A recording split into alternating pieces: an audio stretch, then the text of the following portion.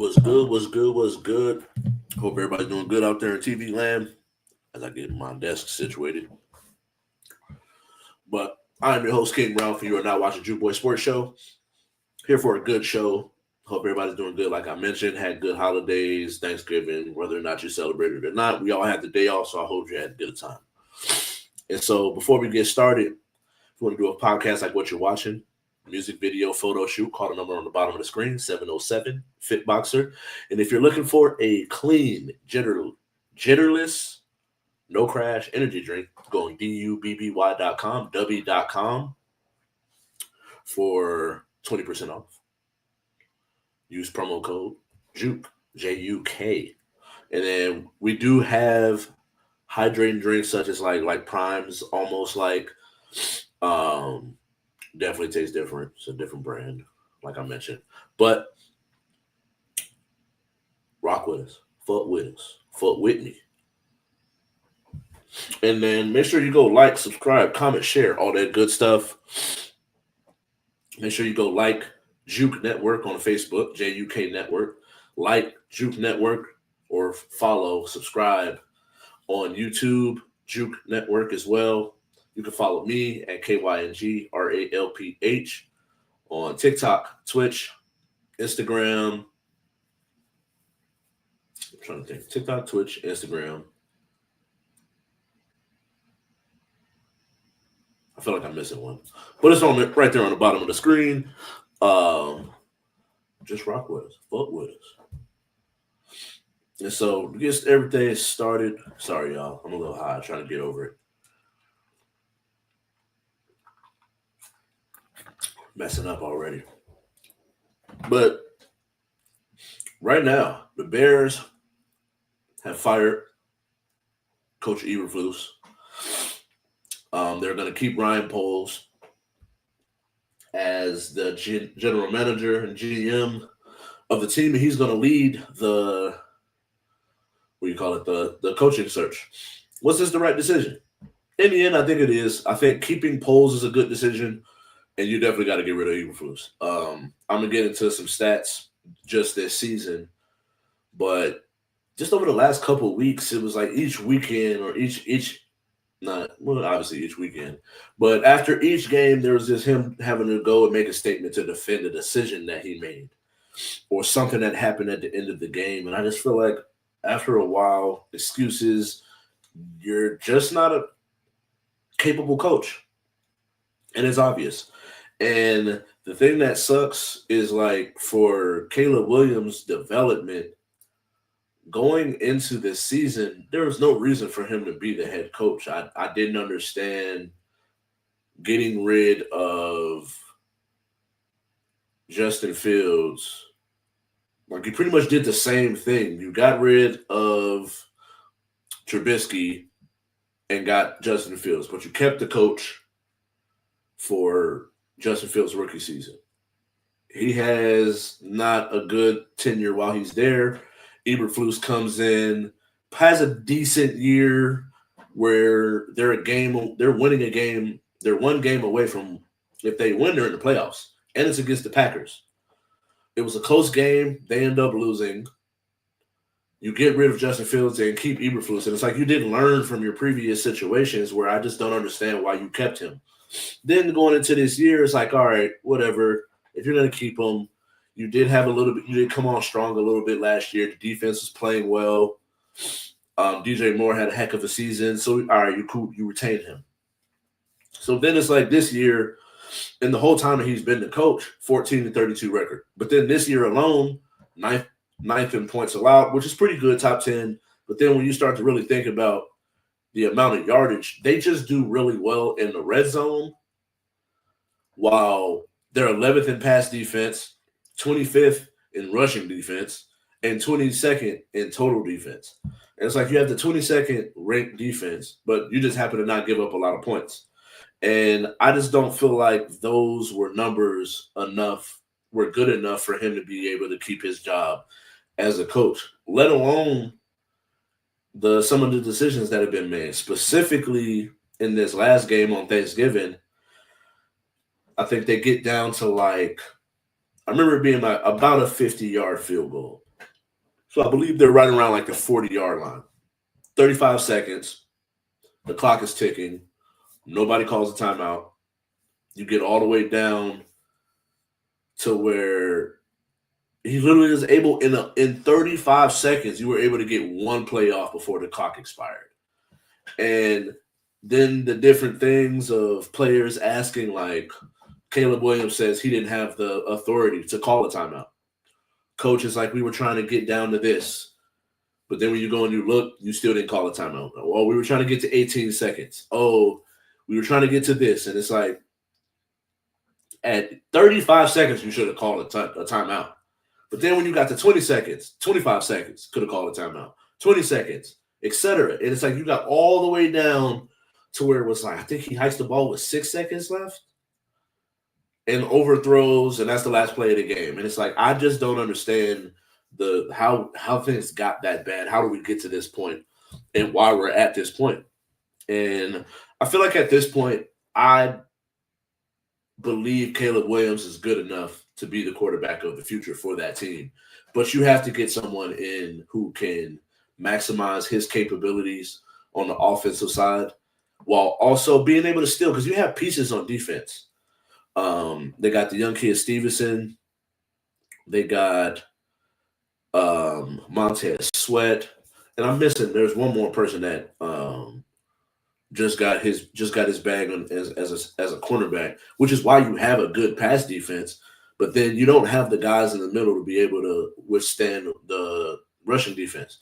So especially when you got like Detroit Lions, their two-headed monster going forward, you're gonna have to deal with Jahmyr Gibbs and Montgomery for at least another season or two before Montgomery and will have to eventually, he'll age himself out. Jahmyr Gibbs will become the guy, and now you got to deal with the Detroit Lions rushing attack.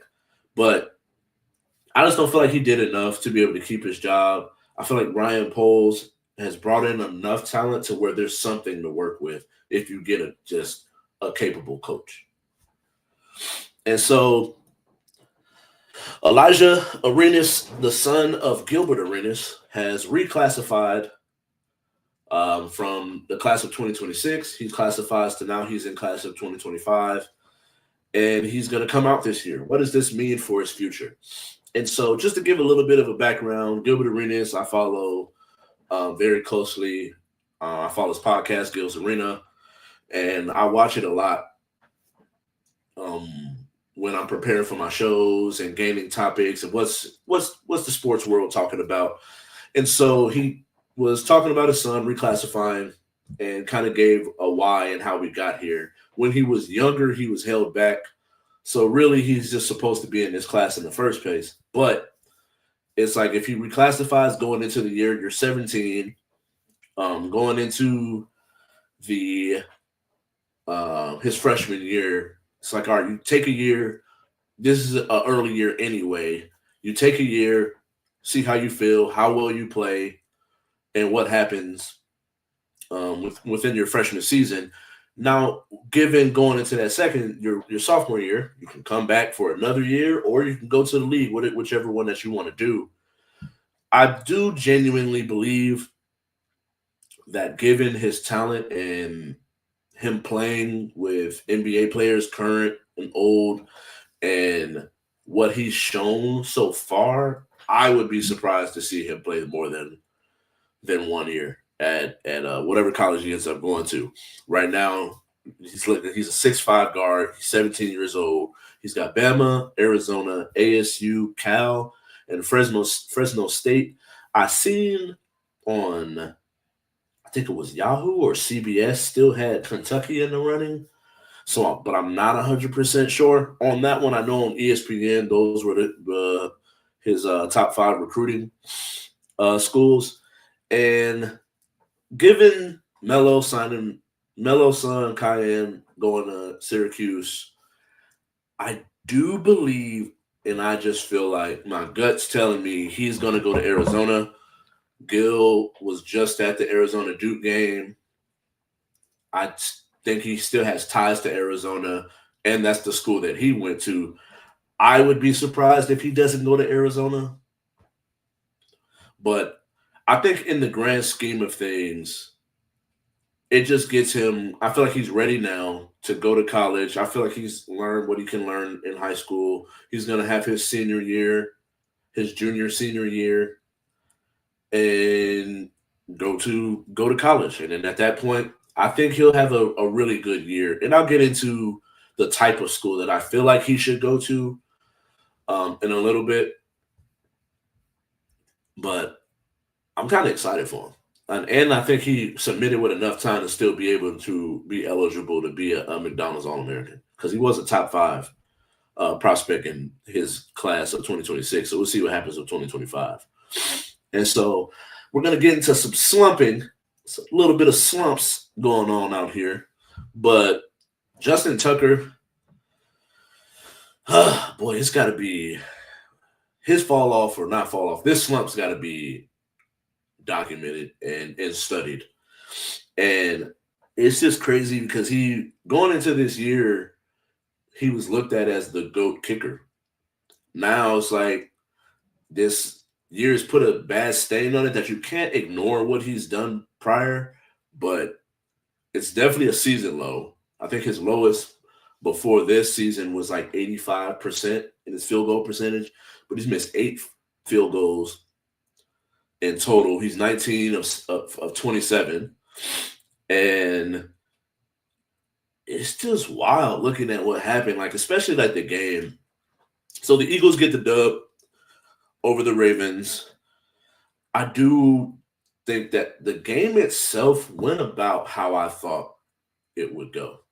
Jalen Hurts had a very average day. He did really just enough to not get in the way for his team to be able to win. Saquon carried the load, carried the team. Didn't have like a crazy game, but he had just enough game where I feel like both defenses surprised me. One being able to, where Lamar statistically had a good game. But I also just feel like a lot of what Lamar does and what he's good at, it's one of those things where like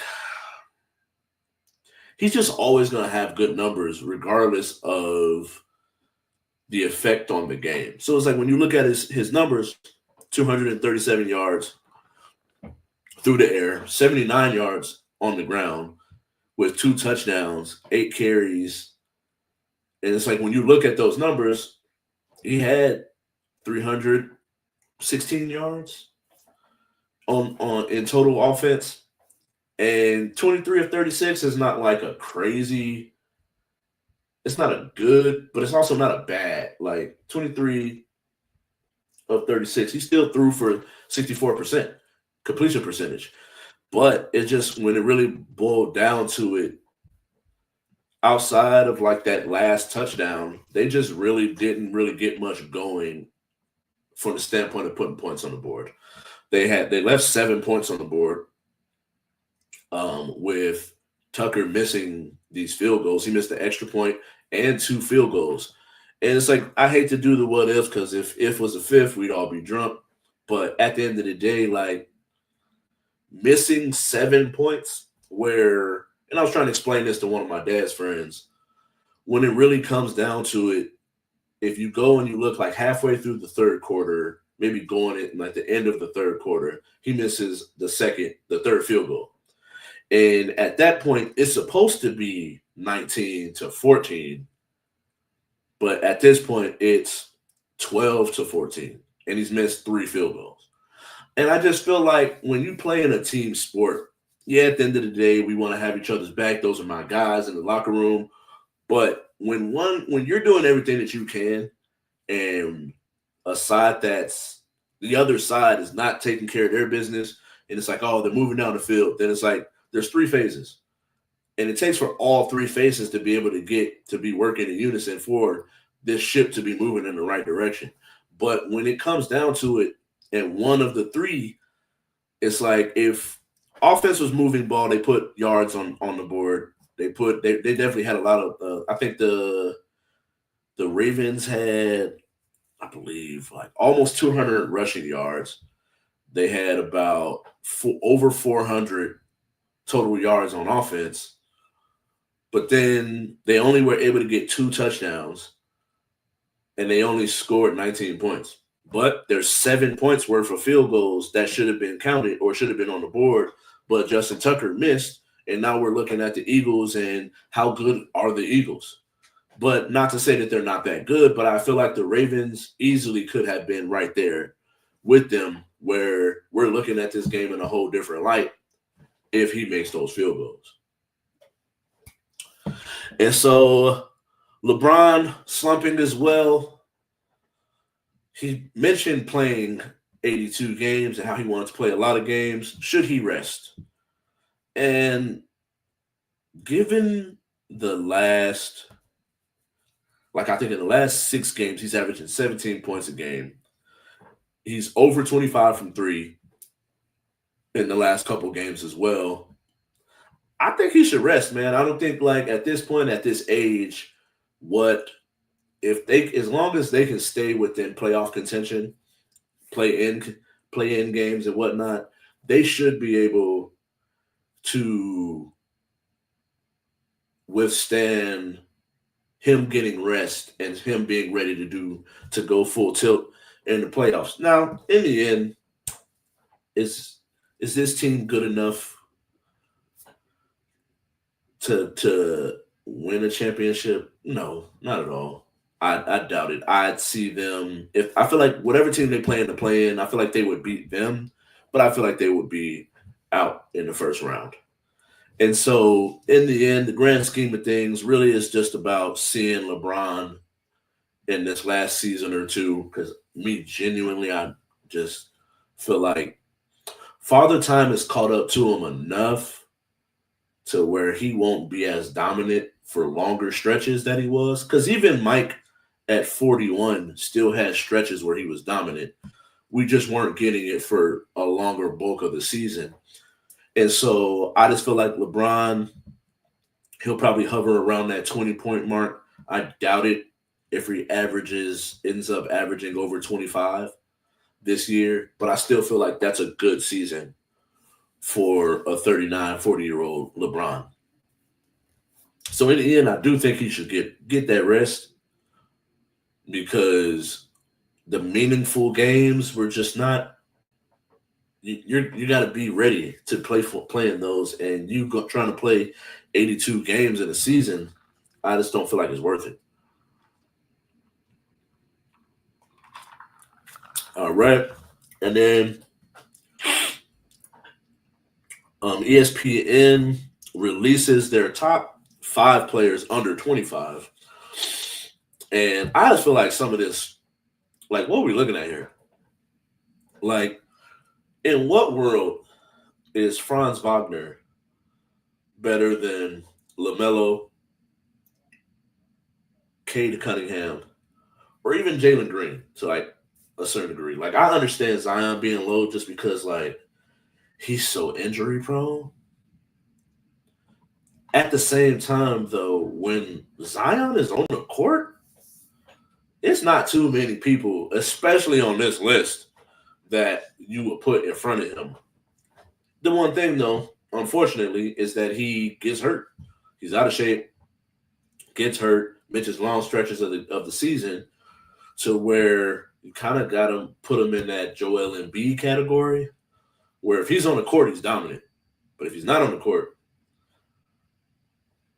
he's just so hurt that he's just not on the court enough for him to be so dominant. But at the same time, with his age, you would think, man, maybe you can get him pointed in the right direction. So far, he's been fortunate enough where he hasn't had a ligament or an ACL or a meniscus or any kind of major ligament knee injuries, to where once he's back, he's still Zion. But at the same time, top 5 under 25, he's just too injury prone for me to have him in this top 5. So I'm going to go through their top 5 and then give my top 5. So obviously, Wemby at 1, Anthony Edwards at 2, Paolo Banchero at 3, Franz Wagner at 4, and Chet Holmgren at 5. And just looking at everybody that's on the list, and then moving stuff around. Like I mentioned, I think Cade Cunningham and LaMelo were like 12 and 13. Jalen Green was 20. Şengün was like 19. I think the Rockets had 4 players on this list as well. Zion was at 16. And when I just think about this list, it's like, all right, obviously you got Wemby. Wemby is just 7'4", but he can do a bunch of things, guard-like things, protect the rim, shoot threes, needs better work in the post, but he'll get better with age. He's still young. And so Wemby at 1. I got Anthony Edwards at 2. I feel like he's the most on this list. He would probably be the most complete basketball player, from the ability to create his own shot, play defense, hit shots, catch and shoot jumpers. But then you can just put him on an island with him and his man. And I feel like he has the athletic capability and he's learning to the point where he just has the better game, the better all-around game. And so Anthony Edwards at 2 for me. Paolo Banchero at 3. I just feel like his size and versatility is one of those things that offensively, it's not too much you can really do with him.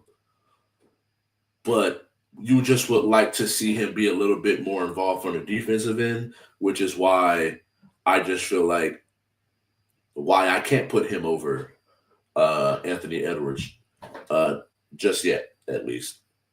He has a shot at it. And then I feel like the most disrespected on this list was LaMelo Ball, because I get it, what he's doing. He's doing a lot of things on teams that aren't good. But at the same time, like, look at what he's doing, though. Like, his creativity, the ability to hit tough shots, ability to pass while being 6'8", 6'9", get to the rim, floater, shooting threes. At that size, you would like to be able to see him be a little bit more versatile as far as in the mid-range part, but getting to the rim is one of the things that he excels at, while also being a more than willing passer, which is why I like Brandon Miller being there in Charlotte with him. But the fact that I feel like he gets penalized for being on Charlotte, but it's not his fault that the team's not good. Like, he goes and balls out. I feel like if you put him on a team that's winning, we look at LaMelo Ball, we look at LaMelo Ball in a different light.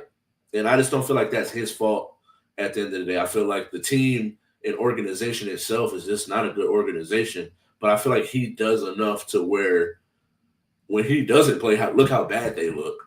Versus when he's there, at least you know you got somebody that can go off for 50.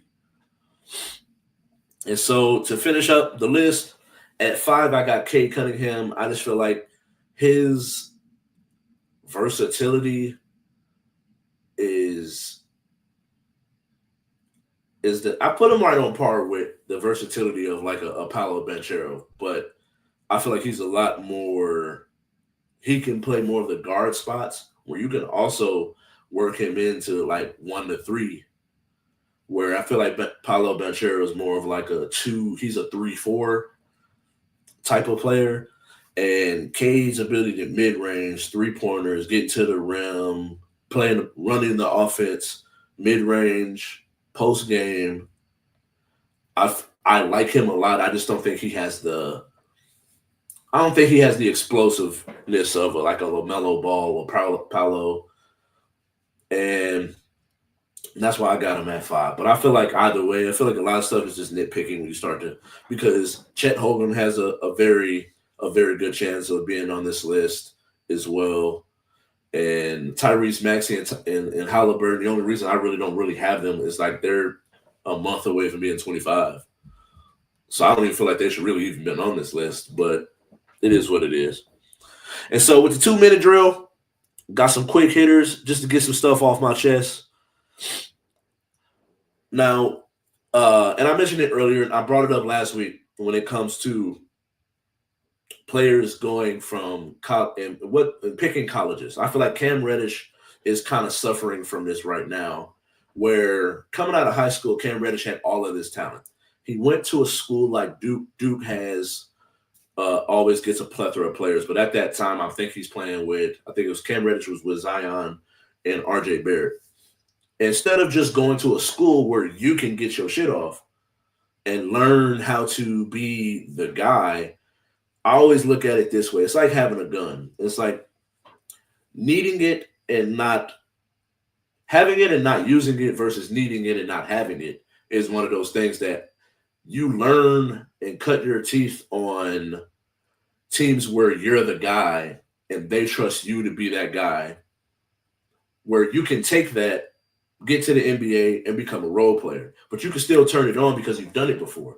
But if you've never needed to turn it on and you were a role player in college, you come to the NBA and now they expect you to be a superstar, I just don't feel like that's a smart move. So that's why I was like, I like Kyng going to Syracuse, because who's really over there for him to just not be the guy on that team?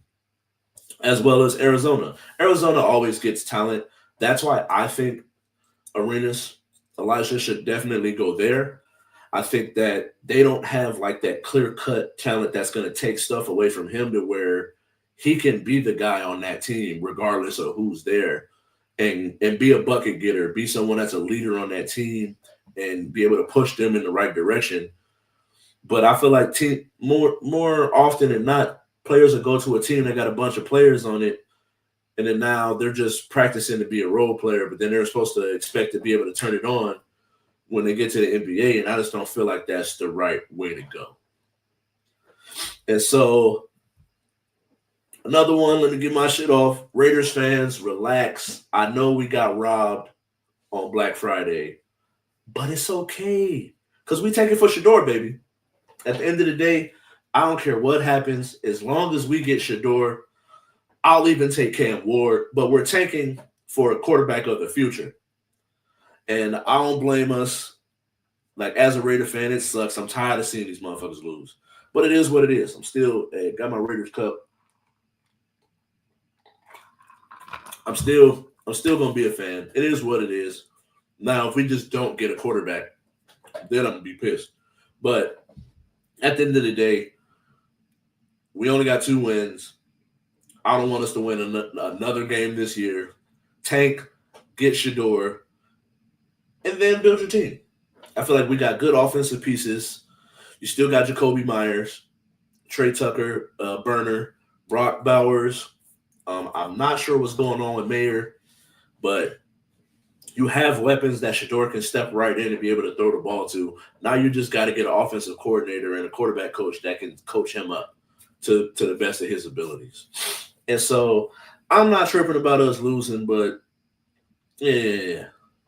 And then with the last little bit of time I got left, I seen Lonzo was talking about how he didn't have Kobe in his top 5. And then Isaiah Thomas was talking about how this generation just doesn't respect rings. But I feel like I'm somewhere in the middle. I feel like rings are not the end-all, be-all. They're just the cherry on top of an argument.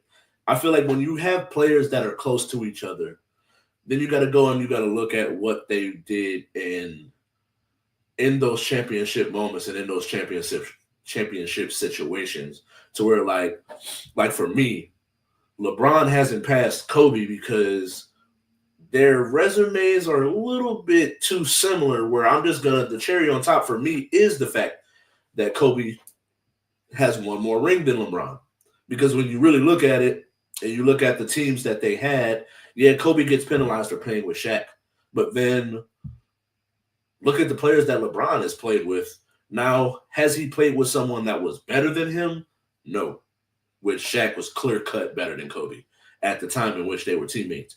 But to have, for a stretch of years from 2012 to 2019, you played with D-Wade, Kyrie, Kevin Love, Chris Bosh, all within that time span, and you still didn't amount to more rings than Kobe. And that's why, for me, Kobe is a better player than LeBron. But also, when you look at the way that they play, what is it from a skill standpoint that LeBron can do that makes him better than Kobe? And that's where I just disagree. That's why I feel like Mike and Kobe were just better players, because they're just more complete players. Yeah, at the end of the day, you being 6'9", 260, being able to just bulldoze to the rim,